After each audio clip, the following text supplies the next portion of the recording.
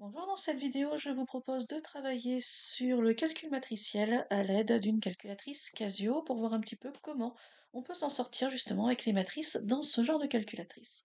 Alors ici, j'ai choisi le modèle Graph 90+. Bon, c'est dans les calculatrices les plus récentes, mais vous pouvez très bien, pour ceux qui ont encore une Graph 35+, c'est vraiment le même principe. Les menus fonctionnent de la même façon et sont aux mêmes endroits. Pour travailler sur un exemple concret, je vous propose la résolution d'un système de trois équations à trois inconnus. Alors, la vraie résolution mathématique avec le détail d'écriture et la transformation de ce système en écriture matricielle a été faite dans une autre vidéo. Moi, mon but aujourd'hui, dans cette vidéo-ci, c'est vraiment de travailler sur la partie calculatrice. On a besoin quand même, je vais donner les grandes étapes pour voir de quelle matrice nous allons avoir besoin. Donc nous allons avoir besoin de la matrice avec les coefficients de nos inconnus dans chacune des lignes. Donc c'est la matrice que j'appellerai grand A. Ensuite, on aura besoin d'une deuxième matrice qui sera la matrice colonne qui correspond aux réponses. Donc ici, c'est la matrice que j'ai appelée grand B. Et ce que l'on a vu donc dans ma première vidéo, c'est que pour avoir les solutions, donc petit x, petit y et petit z, on va devoir faire l'inverse de la matrice grand A et multiplier par la matrice grand B. Et justement, c'est ce calcul qui est un peu fastidieux, aller inverser une matrice à la main, c'est jamais quelque chose de très agréable. Donc c'est ce passage à la calculatrice qui normalement doit nous donner comme réponse x égale 1, y égale -2 et z égale 10 que nous allons détailler maintenant ensemble.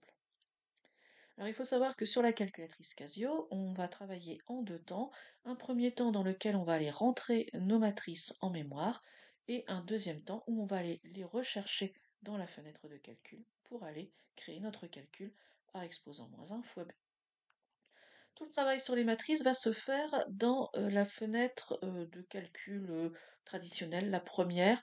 On pourrait avoir envie, en regardant ici un petit peu le menu, d'utiliser table, mais surtout pas. On est vraiment dans la fenêtre de base. Vous avez ici différents menus qui, comme d'habitude, sont accessibles avec vos touches de fonction. Et on va faire un petit peu attention. Vous avez maths sans H et maths avec H. Maths sans H, c'est matrice. Là, c'est pour d'autres fonctionnalités mathématiques. Donc, alors quelquefois c'est marqué maths et VCT comme ici, donc matrice et vecteur. C'est un peu plus explicite, on va dire.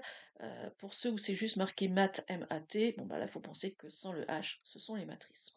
Alors regardez, donc quand on appuie sur la touche de fonction, on voit qu'ici on a plusieurs noms de matrices qui nous sont proposés, et pour l'instant, comme je n'ai pas encore travaillé dessus, je n'ai rien stocké en mémoire, donc non, je n'ai pas de matrice. Vous allez voir qu'au fur et à mesure de notre travail, ces matrices vont être renseignées, et donc on va voir apparaître leurs dimensions ici. Vous pourrez à ce moment-là, si vous avez besoin un jour de changer une matrice, la supprimer ou supprimer toutes les matrices en une fois grâce au menu fonction comme d'habitude. Si vous êtes sur la matrice A et que vous faites entrer, on vous propose de changer la dimension de votre matrice. En effet, de base, on vous crée une matrice élémentaire avec un seul coefficient, donc une ligne, une colonne. Nous, on a besoin de trois lignes et trois colonnes.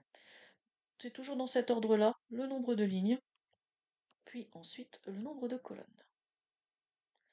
Une fois que vous avez fait ça, vous appuyez sur Entrée, votre fenêtre change et vous avez votre matrice qui est proposée. Les 1, 2, 3 qui sont sur les côtés, c'est pour vous repérer au niveau de la ligne et de la colonne de votre matrice, mais ce ne sont pas des coefficients.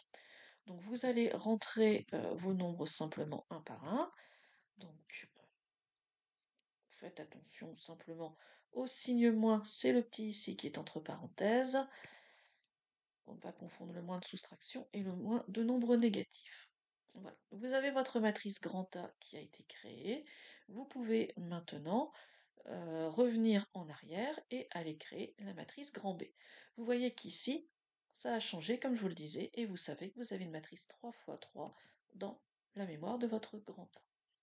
Au niveau du grand B, on va donc ici changer tout d'abord la dimension. On a besoin d'une matrice à 3 lignes et une colonne. On fait entrer, on a notre matrice qui se crée, on va aller la remplir et vous avez ici votre matrice grand B qui est créée. À partir de là, vous allez revenir maintenant dans votre fenêtre principale, en dehors du menu matrice. On aurait tendance à vouloir aller chercher maintenant. Notre but, en fait, c'est d'aller créer le calcul a exposant moins 1 fois b. On aurait très envie d'aller dans le menu maths et d'aller recopier ce qu'on vient de créer. Ça ne fonctionne pas comme ça sur les Casio. Il va falloir se rendre compte qu'ici, au-dessus de la touche 2, vous avez maths qui est écrit. Et donc, vous allez devoir faire Shift Math, sans H, donc c'est une matrice, et vous allez chercher la matrice grand A en allant appuyer ici sur alpha et sur grand A. Alors, on pourrait continuer le calcul, mais je vais vous montrer un petit peu ce que ça fait. En faisant la matrice grand A, voici votre matrice, c'est bien celle que nous avons renseignée. Pour avoir maintenant la matrice inverse, vous pouvez par exemple aller la recopier. Alors quand vous faites ça, en fait, vous rentrez dedans. Donc il va falloir revenir à nouveau sur, cette fois-ci, ici. La matrice grand A ne se recopie pas sur les Casio, donc on va faire à nouveau math et ensuite appuyer sur alpha pour avoir le grand A, et on va chercher l'exposant moins 1.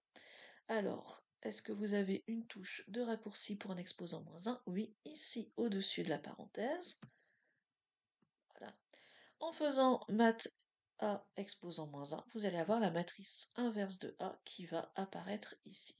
On voit que effectivement elle n'est pas très agréable, donc aller la calculer à la main, ça n'était pas forcément ce qu'on avait envie de faire. Donc voilà l'intérêt d'aller calculer à la calculatrice. Si maintenant on veut faire la matrice grand A, son inverse et ensuite multiplier par B, normalement on devrait avoir la solution de notre système. Donc on retourne sur maths.